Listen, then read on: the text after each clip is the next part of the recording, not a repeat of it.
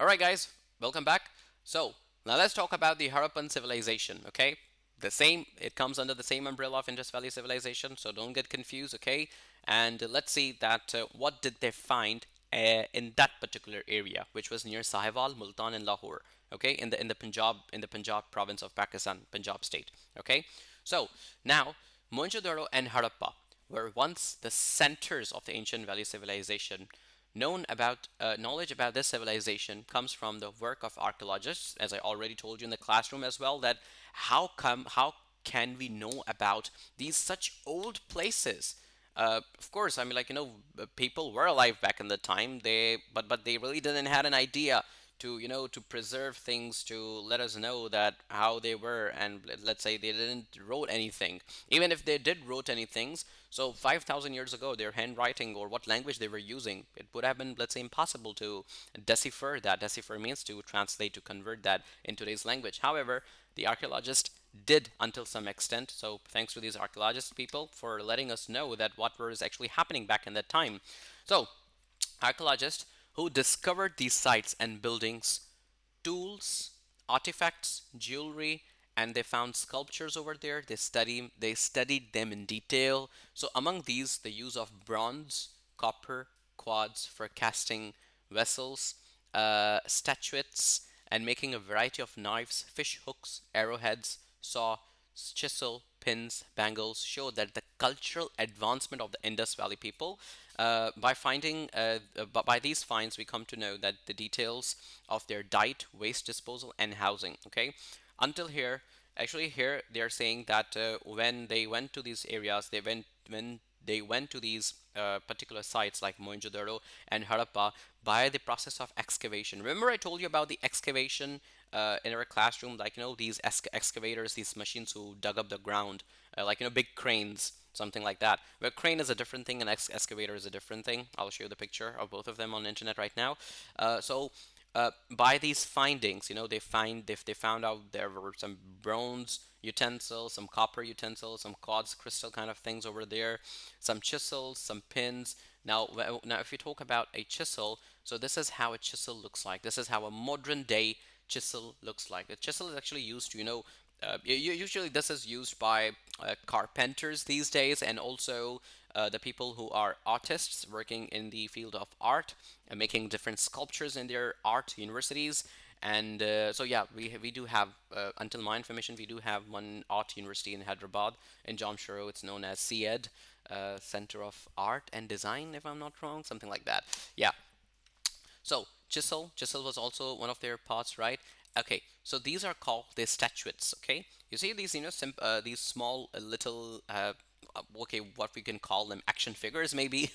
So these small little statues are actually called statuettes. Okay, so they actually were made by the people of Indus Valley Civilization due to some obvious reasons they might be having.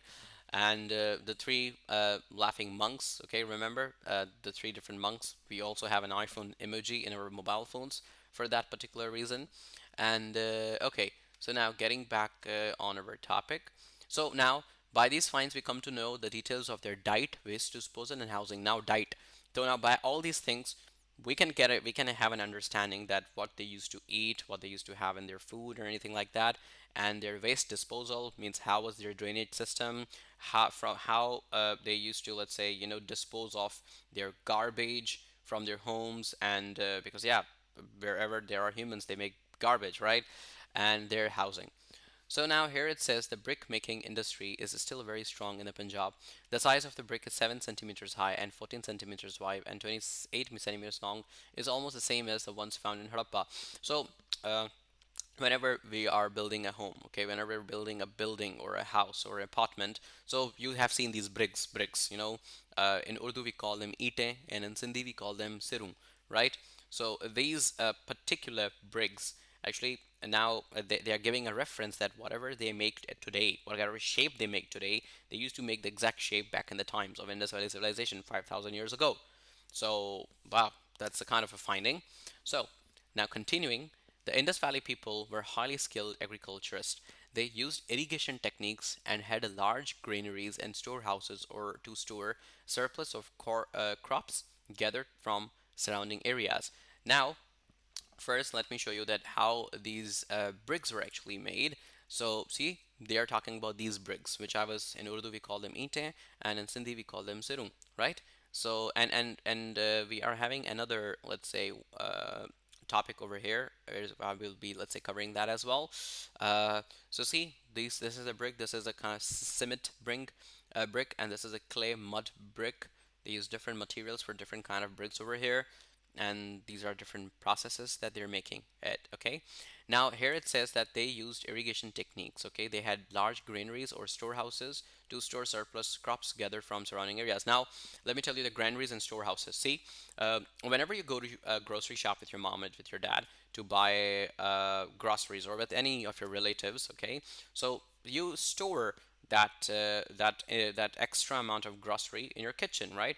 Exactly like that. They had the same mentality. They had the same idea. So whenever they used to, cultivate the crops, okay, when the crops were ready, let's say crops of different vegetables, fruits, or anything like that.